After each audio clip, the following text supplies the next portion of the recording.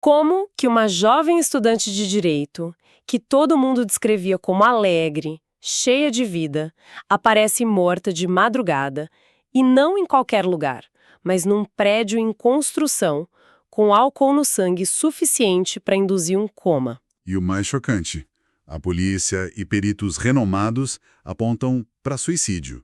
Exato. Mas o Ministério Público foi categórico. Eles disseram: ela não pulou. Ela foi arremessada por um terceiro homem não identificado. Hoje, a gente vai fundo num dos maiores e, francamente, mais frustrantes mistérios judiciais do Piauí. O caso Fernanda Lages. É um caso que parou o Estado, né? Totalmente. E para entender essa história, a gente mergulhou em quase uma década de reportagens, análises jurídicas e, o que é crucial, um livro-reportagem que foi a fundo nos bastidores. E que ouviu pessoa-chave, né? Inclusive o principal alvo da opinião pública. Isso. A nossa missão aqui é tentar montar as peças desse quebra-cabeça. De um lado, a tese de um crime brutal. E do outro, um perfil psicológico que se mostrou bem mais complexo. E no meio de tudo, um processo que foi tão contaminado que transformou um drama de família numa verdadeira trama de conspiração. O que torna esse caso tão trágico, na verdade, é esse conflito que já nasce no primeiro dia. Um conflito entre as instituições. É como se fossem duas investigações correndo ao mesmo tempo, mas que nunca se cruzam. Exatamente.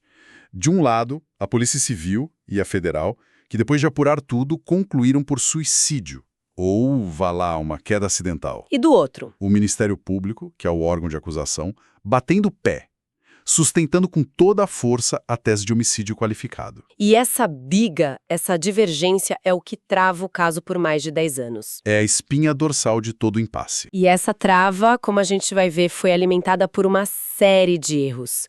Começando pelo primeiro, o mais básico de todos. Vamos voltar para aquela manhã, 25 de agosto de 2011. O corpo da Fernanda Lages, 19 anos, é encontrado. E o local já é estranho por si só. A obra da futura sede do Ministério Público Federal em Teresina. Um lugar de difícil acesso, escuro, perigoso. A primeira pergunta é, o que ela estaria fazendo ali, né? Exato. E é nesse cenário que acontece o que a gente pode chamar de pecado original da investigação. A falha que comprometeu para sempre qualquer chance de uma verdade absoluta. E que falha foi essa? As fontes são unânimes nisso. Uma delas diz, com todas as letras, que o local do crime não foi preservado. Pera aí. Como assim não foi preservado? A gente está falando de um lugar onde um corpo foi achado em circunstâncias, no mínimo, suspeitas. Pois é. Significa o pior cenário possível em termos de perícia. Um dos relatos que a gente tem diz que, mesmo depois que removeram o corpo, Não, o local continuou todo mundo trabalhando normalmente. não acredito. Operários andando para lá e para cá. Exato. Poeira, ferramentas. A cadeia de custódia, que é tipo o procedimento sagrado de proteger a evidência, foi totalmente destruída. Então qualquer vestígio... Qualquer coisa. Uma fibra de roupa, um fio de cabelo, DNA. Tudo foi pisoteado, varrido, perdido para sempre. A partir desse momento, qualquer conclusão, seja de homicídio ou suicídio, já nasce sob uma sombra de dúvida gigantesca. É inacreditável. Basicamente, a prova definitiva, se um dia existiu, foi apagada nas primeiras horas. E nesse vácuo de prova material, o que sobram são as narrativas. Duas narrativas em rota de colisão. Vamos entender primeiro a do Ministério Público, então. A de que foi um crime. Eles pareciam muito certos disso. Muito. A promotoria foi taxativa. Usaram palavras fortes. Disseram que a Fernanda foi arremessada criminosamente e de forma covarde. E eles se basearam em quê para ter essa certeza toda? Em alguns pilares. O primeiro, e talvez o mais emocional, era o perfil da vítima. Amigos, família. Todo mundo descrevia ela como alegre de bem com a vida. Tinha emprego, estudava direito. E para o promotor, essa imagem não fechava com o suicídio. Não fechava.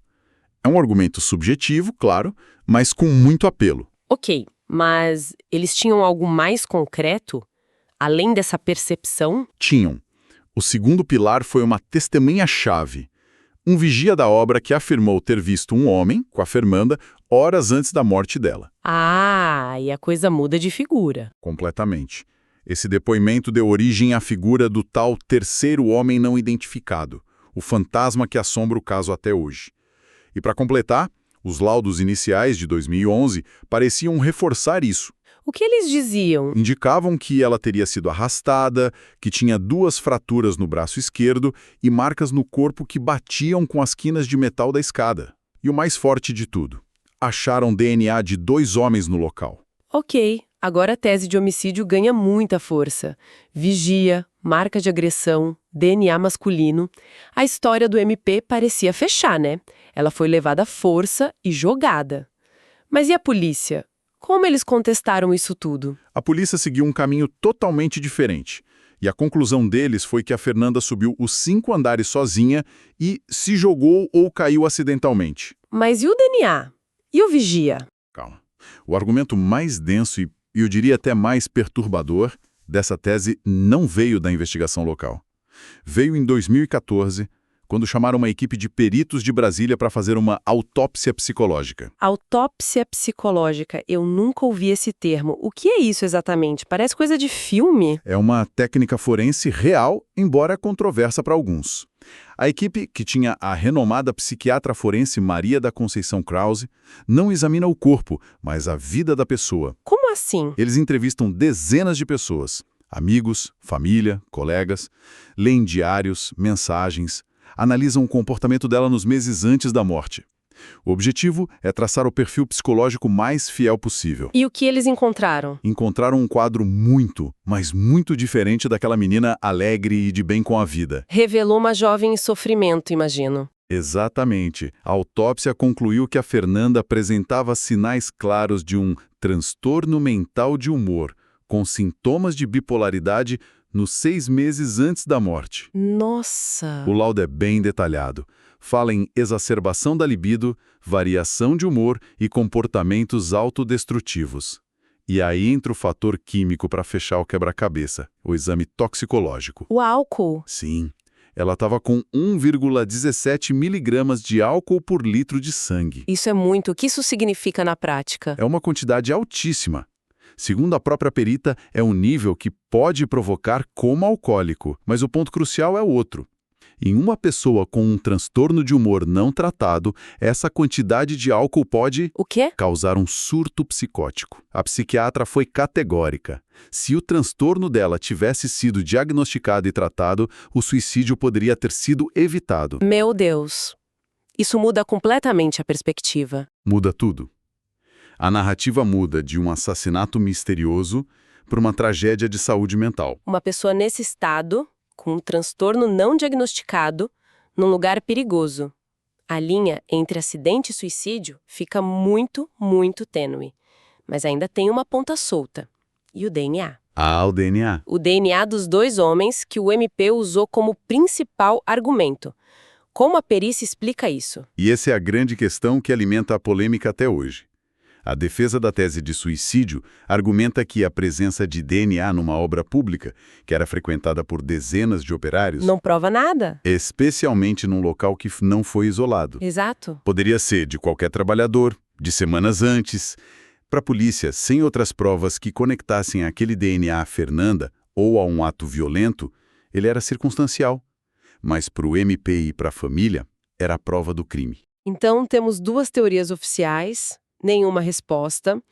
E, em situações assim, com a justiça travada, a opinião pública costuma eleger um culpado, né? Sempre. O terceiro homem, do MP, era um fantasma. Mas a sociedade e a mídia, elas precisavam de um vilão de carne e osso. E encontraram o engenheiro Givago Castro. E como o nome dele entra nessa história? Assim, do nada. Foi uma construção narrativa inacreditável, que está detalhada no livro O Boato. Tudo começou com uma faísca. Qual? No dia seguinte à morte, um policial pergunta aos operários: "Faltou alguém ontem?" Um deles responde: "Faltou engenheiro." Só que um dos engenheiros da obra, não o Givago, tinha viajado naquela manhã. A resposta era verdade, mas fora de contexto. Uma coincidência terrível. E como essa faísca virou um incêndio? Através da mídia. Um jornalista fotografou a placa da obra que tinha o nome de 3 engenheiros, incluindo o de Givago. Segundo as fontes, essa foto foi entregue a outro jornalista que, supostamente, tinha uma animosidade pessoal com a família Castro. Aí a máquina de boatos começou a girar. De forma implacável. Primeiro, notinhas sutis em colunas de jornal. Engenheiro é suspeito. Logo, o nome dele vazou. E em pouco tempo, a sociedade, movida por insinuações jornalísticas e pelo boca a boca, o condenou. E é crucial dizer, ele nunca foi indiciado pela polícia como autor. É assustador. O autor do livro resume isso de uma forma muito forte. Ele diz que a sociedade buscou ativamente um assassino e, sem uma resposta oficial, foi levada a acreditar que forças ocultas estariam manipulando as investigações. Perfeito. O vácuo deixado pela investigação falha foi preenchido pelo boato. E o boato tinha nome e rosto. E isso nos leva a outro ponto, né? Como os fatores externos tornaram a solução impossível. A contaminação midiática, a suposta interferência política. Exato. Se a contaminação da cena foi o erro técnico, isso selou o destino do caso. A própria promotoria, anos depois, admite que a investigação foi contaminada por inúmeros rumores e boatos, que criaram hipóteses e suspeitos falsos. A imprensa, na ânsia de dar a notícia, transformou um drama familiar em uma trama policial. A pressão pública devia estar num nível Estratosférico. E é aí que entra a alegação mais explosiva de todas, vinda do próprio Givago Castro. O que ele disse? Ele afirma que a pressão não veio só da rua ou da mídia, mas do topo do poder político do Estado. Do governador. Exatamente. Ele alega que quando o delegado do caso estava pronto para concluir o inquérito como suicídio, o então governador Wilson Martins teria intervindo. Intervindo como? Segundo Castro, o governador teria dito que não aceitava essa conclusão e teria ameaçado: se botar que foi suicídio, eu derrubo a cúpula da Polícia Civil inteira. Nossa, isso é uma acusação de uma gravidade absurda. Se for verdade, significa que a busca pela verdade foi sabotada. Mas por quê? A motivação, segundo essa linha, não seria proteger um culpado, mas proteger o próprio governo da repercussão, o medo da opinião pública que já tinha seu veredito. Admitir o suicídio seria um desastre político, seria visto como acobertamento. Exato. E o resultado prático dessa suposta pressão foi a classificação final do caso como morte violenta inconclusiva. Um meio termo que não resolveu nada, mas evitou desgaste. Só que essa indecisão criou um campo aberto, onde as especulações prosperaram por anos. Depois de tanto tempo nesse jogo de sombras, de acusações, perícias, a gente chega no limbo jurídico. Como um caso assim termina? Ou melhor, não termina. O desfecho, até onde a gente sabe, é tão frustrante quanto a história toda. Depois de quase 9 anos, o próprio Ministério Público, o maior defensor da tese de homicídio, O que eles fizeram? pediu o arquivamento do caso. Peraí, eles desistiram? Admitiram que era suicídio? Não. E essa é a parte mais kafkiana da coisa toda. O pedido de arquivamento mantém a convicção de que foi um homicídio. Como assim? Arquivar acreditando que tem um assassino solto? É isso. A justificativa legal foi a impossibilidade de determinar a autoria do crime. É basicamente uma admissão de derrota. Eles dizem: acreditamos que houve um crime, mas não conseguimos provar quem foi, então não podemos continuar. Inacreditável. O promotor até justifica que não se pode manter uma investigação eterna porque causa constrangimento moral e financeiro, o que é um reconhecimento do dano causado a pessoas como Givago Castro, né? Exatamente. E com o arquivamento, o caso vira tecnicamente um cold case. Um caso frio. Ele está na gaveta, mas não está morto. Pode ser reaberto a qualquer momento se, e é um grande se, surgirem novas provas. Uma confissão, uma nova testemunha, algo que hoje parece quase impossível. Infelizmente, sim. Então, no fim das contas, o que a gente tem? 2 teses oficiais que se anulam. Uma perícia psicológica detalhada que aponta para uma tragédia pessoal, uma crise de saúde mental E uma investigação criminal paralisada, que o próprio MP admite que foi contaminada por inúmeros rumores e boatos. Um mistério que nasceu de uma tragédia e se tornou insolúvel por uma sucessão de falhas. A falha em preservar a cena do crime no primeiro dia criou um vácuo. E esse vácuo foi preenchido por narrativas. A narrativa do crime perfeito, da conspiração, do culpado conveniente. E a verdade se perdeu no meio disso tudo. Exato. E a pergunta que fica não é só quem matou Fernanda Lages, ou mesmo se alguém a matou. A pergunta mais profunda e talvez mais perturbadora é: quando a prova material é destruída no primeiro minuto e a opinião pública já tem o seu veredito no segundo, a verdade real ainda importa para o sistema de justiça?